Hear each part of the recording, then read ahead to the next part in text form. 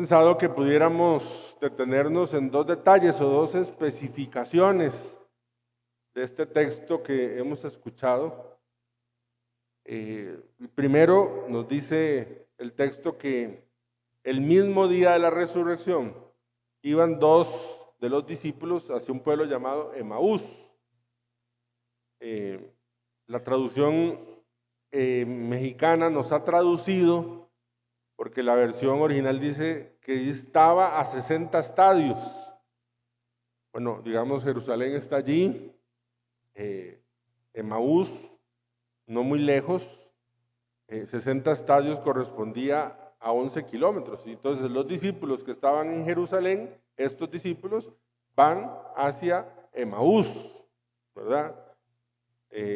Hablando de distancias, ubiquémonos un poquito. Yo pensando en cómo ubicar las distancias, entonces me metí en Google, puse Google Maps para ver cuántos son 11 kilómetros, y entonces digamos que ese es el mapa donde yo estoy aquí. Permítanme, ahí estoy yo.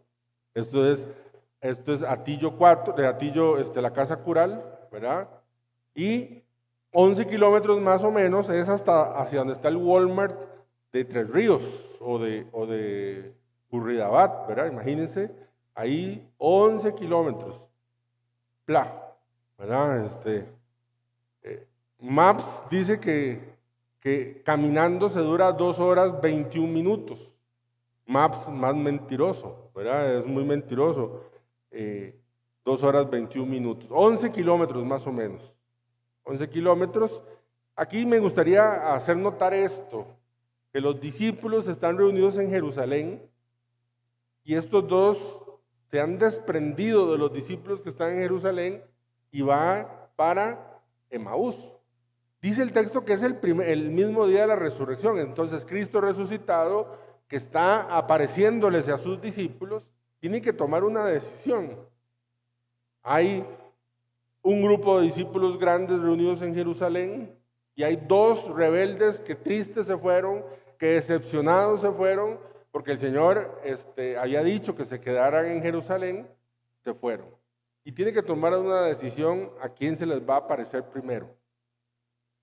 Y toma la decisión de aparecérsele primero justamente a los discípulos de Emaús.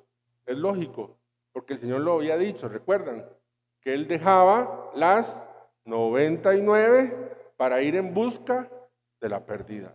El Señor resucitado sigue con la misma actitud. En el corazón del Cristo que sufrió la cruz y resucitó, está la misma actitud de poder ir por la oveja perdida, por aquella rebelde que se va perdiendo, que se va distanciando, que se va de la comunidad, que se va entristeciendo, alejándose de la comunidad cristiana. Lo sigue siendo hoy y lo sigue siendo con cada uno de nosotros de muchas maneras cada vez que nos alejamos del grupo donde el Señor nos ha invitado a que estemos. El otro detalle que quiero resaltar dice, mientras conversaban y discutían, se les acercó y comenzó a caminar con ellos. Yo creo que tenemos una idea errónea, digo yo, tal vez yo la tenía y la transmito a ustedes. Ha celebrado la Pascua en Jerusalén, terminó la Pascua judía, y entonces todos los judíos que son de otros pueblos se devuelven. Entonces los caminos están llenos de gente.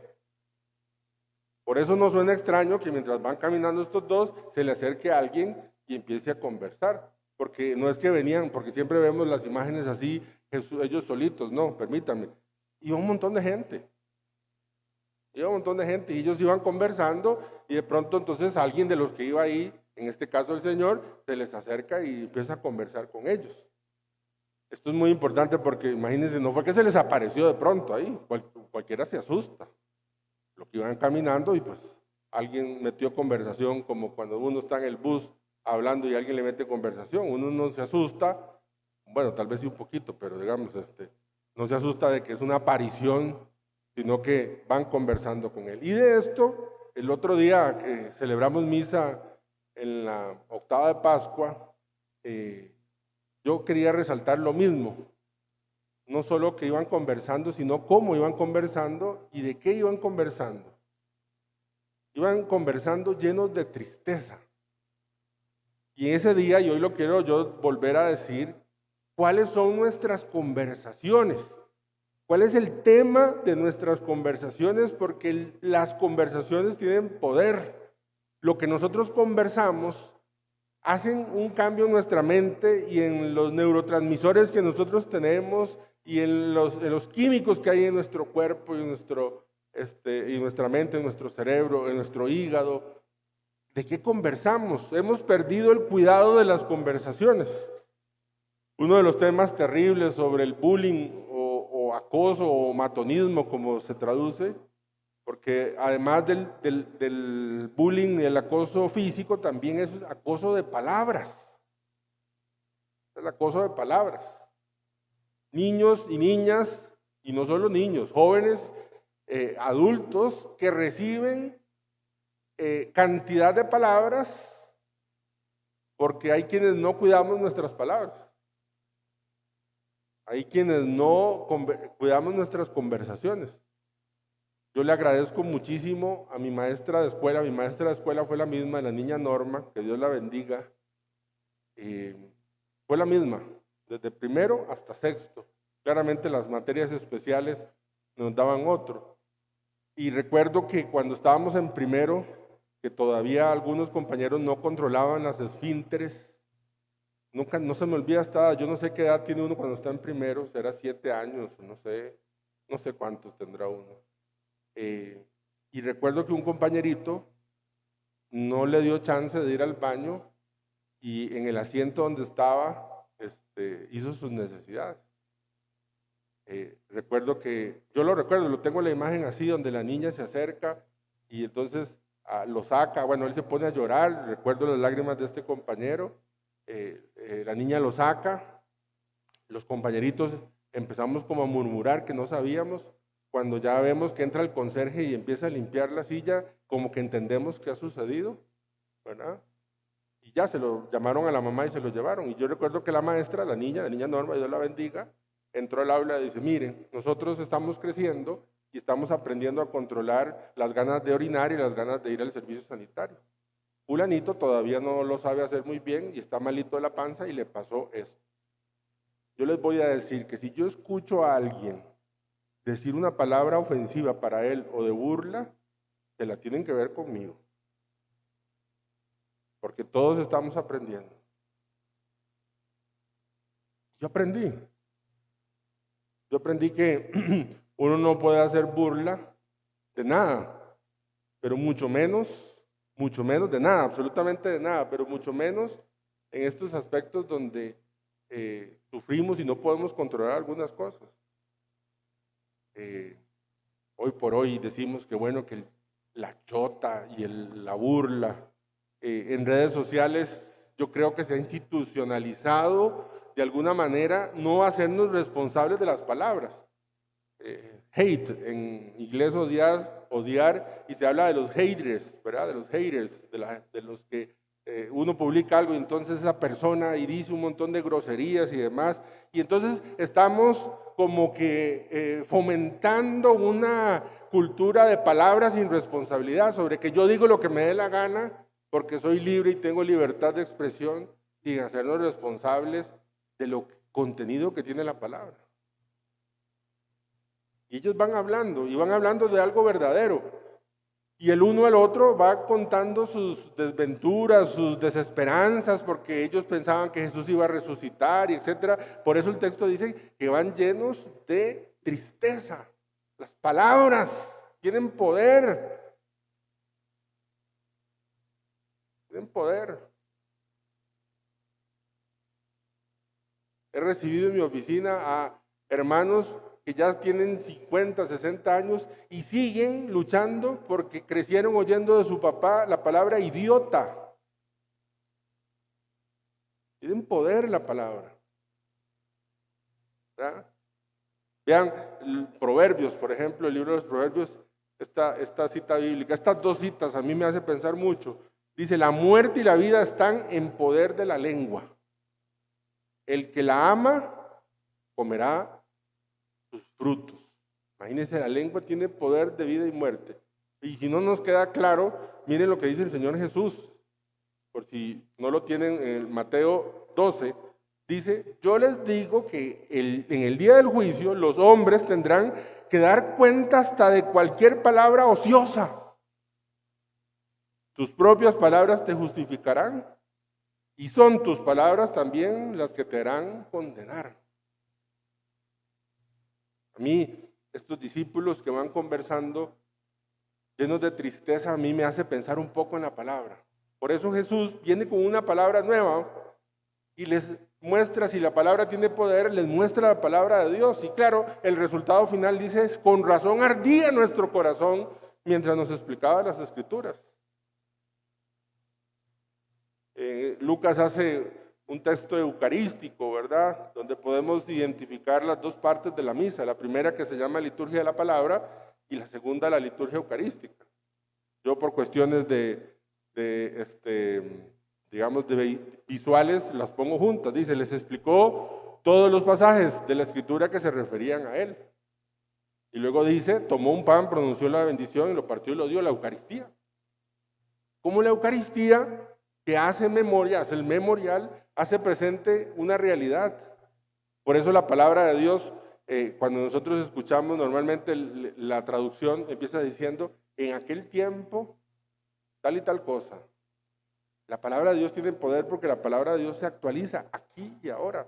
Y habría que decir, en aquel tiempo tal cosa y en este tiempo tal otra. Me explico, por ejemplo, en aquel tiempo Moisés se le presentó el Señor ante la zarza ardiendo, ¿verdad? Quítate las sandalias porque esta tierra es tierra santa. En aquel tiempo y en este tiempo Cristo es zarza ardiente, también es tierra santa y es tierra santa que santifica. Cada sagrario es tierra, es una zarza que arde. Esa lamparita que me indica que ahí está el Señor también es un signo de la zarza ardiendo.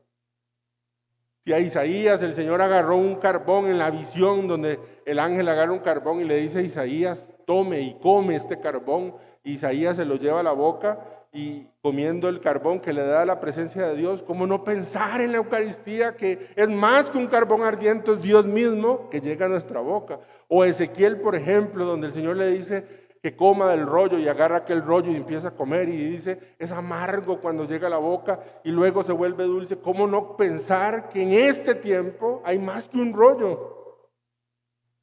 Y si pasamos al Nuevo Testamento, pensando en el texto que hemos meditado ya, esta mujer que toca el borde del manto y se sana, como dice Santa Teresa de Ávila, ¿cuánto más sanación, cuántos mayores milagros recibiremos de aquellos que nos acercamos a comer su cuerpo y a beber su sangre? Creo que todos podemos ubicar en aquel tiempo donde el Señor se topa a Zaqueo y le dice a Zaqueo, Zaqueo, baja, que quiero hospedarme en su casa. Y los pecadores decían, ha ido a hospedarse en la casa de un pecador. Yo creo igualmente que los hermanos que se acercan a la visita del Señor y luego van a comulgar ahí a la banca, a comulgar y regresan a la banca, podrían decir, hoy ha llegado la salvación a esta casa, en mi casa que soy pecador, en aquel tiempo y en este tiempo. Sí, en aquel tiempo la palabra nos dice que Jesús tomó agua y la convirtió en vino. Disculpen, espero que no suene de soberbia, pero en la Eucaristía pasa un milagro más grande. El Señor convirtió apenas agua en vino. Nosotros vemos el milagro del agua y el vino convertidos en la sangre de Cristo. Es un milagro más grande que la conversión del agua en vino. He contado yo, es una cuestión personal. Pienso en este episodio dramático de los azotes a la columna. Y aunque la Biblia no nos dice, en la película de Mel Gibson hay una escena donde María y María Magdalena van y después de pasado el episodio limpian con unos trapos, tal cual pongo en la imagen. Cuando yo estoy purificando, pienso que soy como María y María Magdalena, estoy exactamente haciendo lo mismo, limpiando la sangre de Cristo que se ha derramado por amor a nosotros en aquel tiempo y en este tiempo. Por eso Jesús mismo dijo, y aquí y ahora hay uno que es más que Jonás y uno más que Salomón, que es Cristo el Señor. Es Cristo el Señor. Cristo el Señor que tiene palabra. Y si usted por algún motivo ha venido a esta Eucaristía como los discípulos de Emaús, tristes, porque le está pasando cosas tristes, o porque está oyendo a gente que le está contando cosas tristes, también habría que decir: Señor, explícanos las Escrituras, para que nuestro corazón pueda arder también. Es muy curioso porque los discípulos de Emaús le dicen: quédate con nosotros porque es tarde y pronto va a oscurecer. ¿Ustedes saben por qué les hace esa invitación a estos discípulos? Porque tienen miedo que le pase algo, porque ya es de noche y que en esos caminos, aunque ya hay gente, ya ahora sí los ladrones se ponen, ¿cómo se llama? Se ponen vivos. Entonces la invitación de quedarse con ellos es para que no les pase nada. Va y les pasa algo. Casi que el Señor resucitado tuvo que haberles dicho: ya me pasó de todo. Ya me escupieron, ya me apalearon, ya me crucificaron y ya me pasó todo eso para poder quedarme con ustedes. ¿Qué fuerza tiene la palabra de Dios? ¿Cuáles son sus palabras? ¿Cuáles son las mías? ¿Cuáles son las palabras con respecto al Señor? El Padre Pío tiene una oración que luego hicieron un canto, pero la oración es más larga que ese canto y es más bella, donde el Padre Pío dice: quédate con nosotros, Señor, y empieza a orar y quédate para que no nos venga la tristeza, y una oración bellísima que no voy a decir ahorita, pero luego lo hicieron una canción, ¿verdad? Y la tradujeron o la pusieron diciendo: quédate, Señor, conmigo. Yo quisiera que termináramos cantando esta canción, pidiéndole al Señor.